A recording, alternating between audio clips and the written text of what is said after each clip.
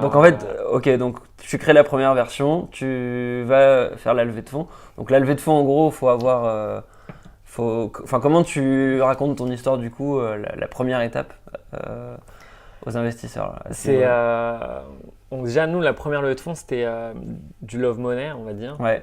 On a appelé ça plus du smart money. Pourquoi ? Parce qu'on s'était dit, et par mes expériences précédentes, le love money, c'est quand même compliqué, c'est un peu dangereux. Pourquoi ? C'est très personnel, je pense, mais quand on demande de l'argent à sa famille ou à un proche, ils connaissent les risques, mais en fait, ils les acceptent et ils sont, on va dire, cléments souvent.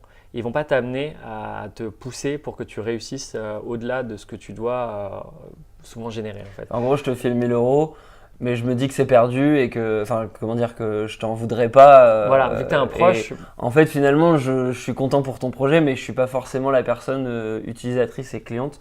Donc en fait, je ne vais pas te pousser à sortir le truc. Ouais. Et puis, si tu as vraiment cet aspect, on est amis, on est proches, c'est de la famille. C'est dur d'aller voir quelqu'un et dire finalement t'es mauvais, ton truc il marche pas, Ouais. il faut que tu essayes de changer ci, de changer ça, t'en es où, te mettre la pression. Alors que quand c'est des personnes vraiment extérieures, nous c'était beaucoup de notre réseau professionnel, des anciens collègues, des managers ou des personnes qu'on connaissait vraiment plutôt à titre professionnel. Oui, on se connaît. Mais d'un autre côté, ils vont te dire allez, vas-y, faut que ça sorte, ça va pas, non, faut que tu changes ça, faut que tu fasses ci. Ils sont beaucoup plus engagés, peut-être souvent, et plus directs ou plus francs que quelqu'un qui peut être très proche de love money en fait. Okay. Donc voilà. Après, tu peux faire aussi des crowdfunding qui sont des outils super. Il n'y a pas besoin d'avoir une application faite ou d'avoir son produit qu'on peut essayer. On peut démarrer si on a besoin de financement, ça dépend de tous les projets. Nous, c'était un projet IT, donc il faut forcément commencer par bien définir le service. Moi, il y a un truc que je dis assez souvent aussi, c'est qu'il ne faut pas avoir peur de vendre un truc que tu n'as pas encore. Et c'est justement comme ça que tu vas peut-être voir ton marché et puis tu vas dire, en fait, personne ne veut m'acheter ce truc-là, c'est qu'il y a une raison. S'il n'y a pas de client, c'est que ça ne va pas le faire. Donc, nous, ça nous arrivait plusieurs fois de vendre des fonctionnalités ou des besoins qu'on avait identifiés, qu'on avait vraiment travaillé, avant même qu'on ait l'outil, la feature, ce qui était disponible sur l'application. Et on disait, oui, effectivement, ça va arriver dans 1 mois, 2 mois, 3 mois, le temps qu'on la fasse. Mais au final, cet aspect, les gens étaient déjà engagés et ils commençaient à suivre et ils commençaient à être intéressés. Et après, ils te posaient des questions, quand est-ce que ça arrive ?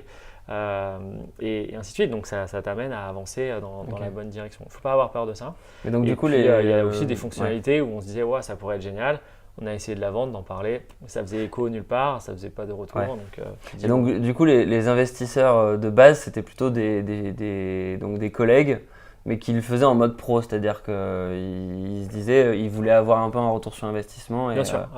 Et c'était pas. C'était pas du don en tant que tel. C'était pas un Kickstarter en mode mettez ce que vous voulez. On a structuré une société, donc on a vendu des capitaux, donc eux ils sont actionnaires de la société. Donc c'est vraiment du fonds, du business angel. Et donc ils veulent revoir, je pense, le fruit de leur investissement. Et au-delà de ça, vu que le risque est tellement élevé et que c'est au tout début, ils adoraient le projet. J'ai eu des retours de certains de mes collègues ou des anciens managers ou des personnes avec qui j'ai travaillé, même des anciens clients qui m'ont dit « c'est super, j'adorais bosser avec toi, mais ce projet-là, ça ne m'excite pas trop, c'est pas trop mon truc, on aura peut-être d'autres occasions, c'est pas grave. » Et il faut aussi que le projet, les gens ils adhèrent à l'idée, ils trouvent ça bien, ils ont envie de le voir et de l'utiliser, quoi. Donc c'est ça qui est top. Donc c'était un premier pas et donc cette première levée de fonds nous a donné assez d'argent pour acheter des prestations en fait. Cause aside from my soul,